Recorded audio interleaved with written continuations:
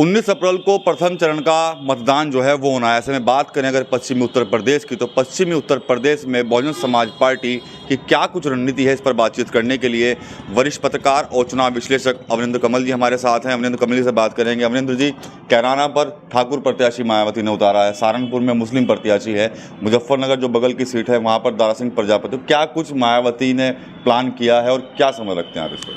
देखिए, शुरू में तो ये माना जा रहा था कि मायावती आचार संहिता लगने के 1-2 दिन पहले अलायंस में आ जाएंगी, बट ऐसा हुआ नहीं।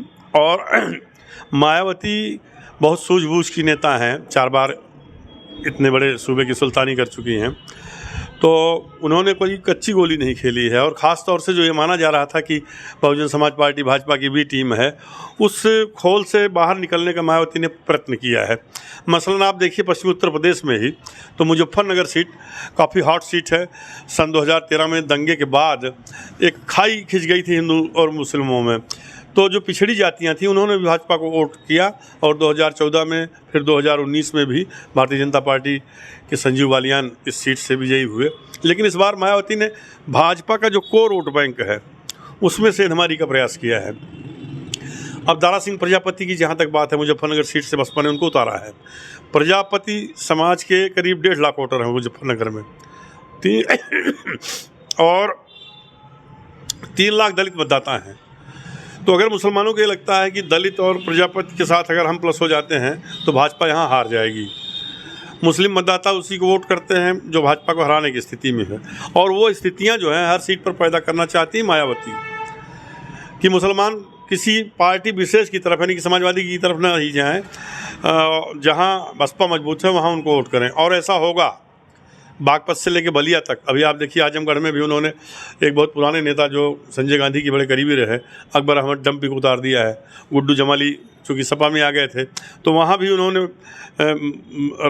मतलब राजनीति की जो राहें हैं आजमगढ़ सीट पर विभिन्न दलों की, उसको बहुत रफ्तीली कर दिया मायावती जी ने। अब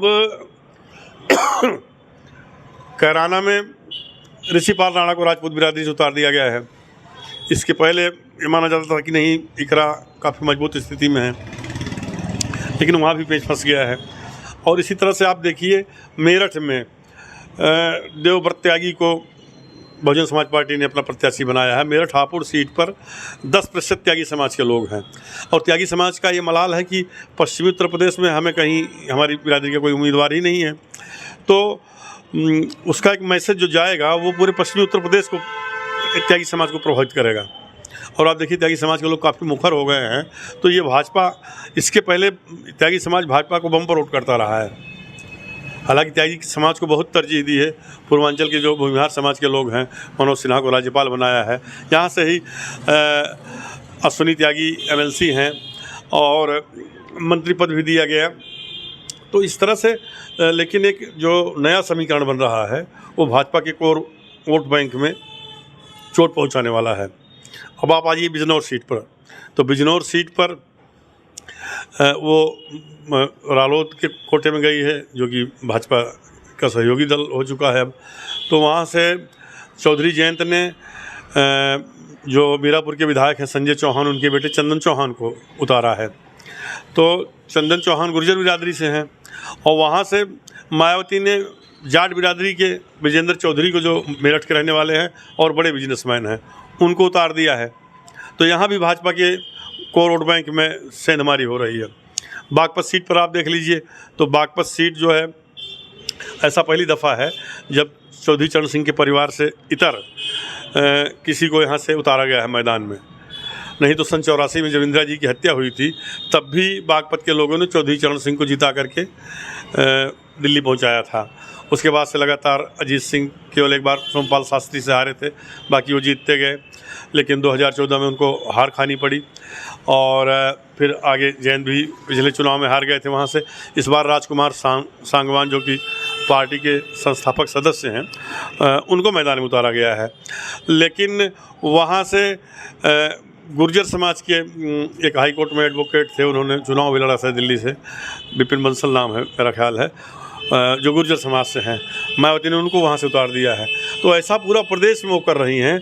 अब इसमें ये होगा कि डिपेंड करेगा मुस्लिम मतदाताओं पर देखो बसपा के साथ आज भी दलितों का थोक वोट बैंक है और किसी प्रत्याशी विशेष का अपना जो दबदबा होता है, उसकी अपने जो उसकी जाति अपनी बिरादरी में जो पकड़ होती है, तो मुसलमानों को ये देखना होगा कि अगर बसपा यहाँ जीतने की स्थिति में है तो वो अगर वोट करेंगे तो बीजेपी कैंडिडेट हार जाएगा। तो ये रणनीति मायावती की है, जहाँ तक मैं समझता हूँ कि वो इस आधार पर इंडिविजुअल लड़ करके, और अगर यह संदेश देने में कामयाब हो गई चुनाव तक मुसलमानों को कि नहीं बसपा कैंडिडेट मुसलमानों का वोट पा करके विजित हो सकता है।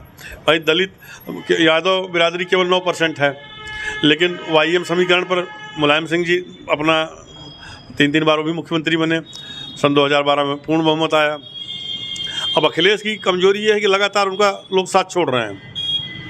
बसपा के लिए ये प्लस है, ये संदेश तो भी जा रहा है ना लोगों में, जो लोग बसपा को इतना कमज़ोर समझ रहे हैं, ऐसा नहीं है। अखिलेश के साथ छोड़ दिया ओम प्रकाश राजभर ने, बहुत पहले ही भाजपा में चले गए। महान दल वाले भी मेरा ख्याल से साथ छोड़ ही चुके हैं। पल्लवी पटेल आप देख ही रहे हैं क्या हो रहा है, अपना दल का मेरावादी। और इसके अलावा पश्चिम में मजबूत स्तंभ इनके सहयोगी जयंत चौधरी, इन्होंने भी छोड़ दिया है। तो कांग्रेस की जहाँ तक बात है, कांग्रेस का कोई जनाधार नहीं है और अकेले समाजवादी पार्टी कितना गुल खिलाएगी, ये आम मतदाताओं को समझना होगा।